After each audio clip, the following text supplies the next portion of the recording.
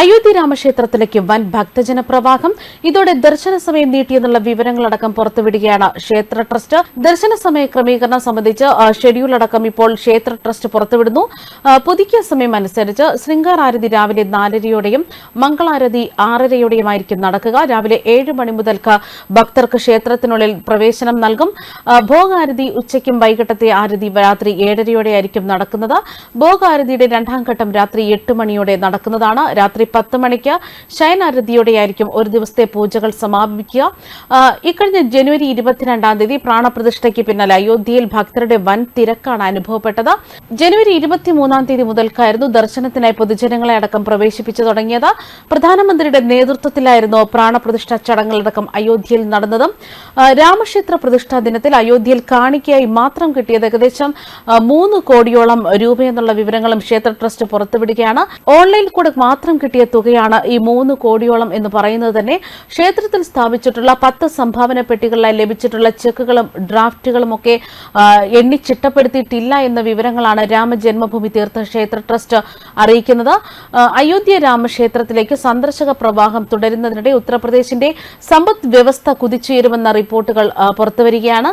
ഈ വർഷം 4 ലക്ഷം കോടി രൂപയുടെ അധിക വരുമാനമാണ് SB റിസർച്ചിൽ പറയുന്നതും. 2024-25 സാമ്പത്തിക വർഷം നികുതി പിരിവ് മാത്രമായി 5000 കോടിയാകും എന്നുള്ള വിവരങ്ങൾ പുറത്തുവരുന്നു. സന്ദർശകരുടെ എണ്ണത്തിൽ അയോധ്യ വത്തിക്കാൻ സിറ്റിയെയും മക്കയും ഒക്കെ മറികടന്നു എന്ന വിവരങ്ങളാണ് ഗവേഷണ സ്ഥാപനമായ ജെഫരീസും പറയുന്നത്. വർഷം 5 കോടി ആളെങ്കിലും ഇവിടെ എത്തിച്ചേരും. ദിവസവും 1 ലക്ഷം പേരോളം എത്തിച്ചേരും. ഇത് 3 ലക്ഷം വരെ ഉയരാം എന്നും പറയുന്നു.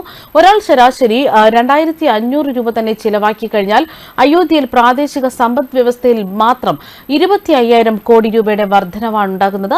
ഇന്ത്യയിലെ പ്രധാന ടൂറിസം കേന്ദ്രമായി തന്നെ അയോധ്യ മാറുകയാണ്. അന്താരാഷ്ട്ര തലത്തിൽ പോലും മതകേന്ദ്രങ്ങളിൽ മക്കയിലാണ് ഏറ്റവും കൂടുതൽ ആളുകൾ എത്തിച്ചേരുന്നത്.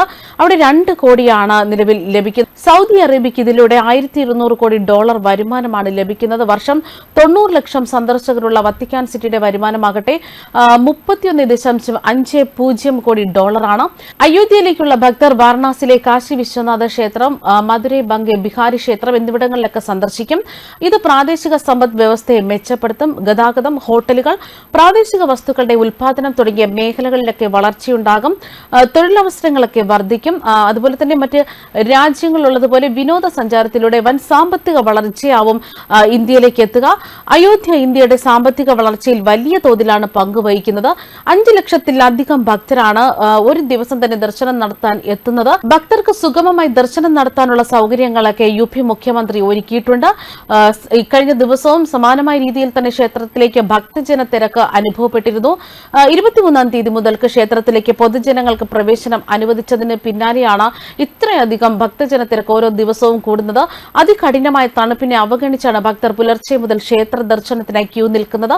ആൾക്കൂട്ടത്തെ നിയന്ത്രിക്കുന്നതിനുള്ള ക്യൂ സംവിധാനം മെച്ചപ്പെടുത്തിയിട്ടുണ്ടെന്നാണ് ഉത്തർപ്രദേശ് പോലീസ് പറയുന്നത്. അതേസമയം അയോധ്യയിലെ ശ്രീരാമക്ഷേത്രം തുറന്നതോടെ ഉത്തർപ്രദേശിലെ ടൂറിസം മേഖലയിൽ ഇപ്പോൾ വൻ കുതിപ്പാണ് നേരിടുന്നത്. ഈ വർഷം ഉത്തർപ്രദേശിലെത്തുന്ന ആഭ്യന്തര വിദേശ വിനോദസഞ്ചാരികളും തീർത്ഥാടകരും സംസ്ഥാനത്ത് 4 ലക്ഷം കോടി രൂപയെങ്കിലും ചിലവഴിക്കുമെന്നാണ് SBയുടെ ഗവേഷണ വിഭാഗം തന്നെ അറിയിക്കുന്നത്. ഇതുവഴി സംസ്ഥാന സർക്കാരിന് 20,000 മുതൽ 25,000 കോടി രൂപയുടെ വരെ നികുതി വരുമാനം ലഭിക്കും. 2024-25 സാമ്പത്തിക വർഷം തീർത്ഥാടകരുടെ വിനോദസഞ്ചാരികളുടെ എണ്ണത്തിൽ വൻ കുതിപ്പ് തന്നെയാണ് പ്രതീക്ഷിക്കുന്നത്.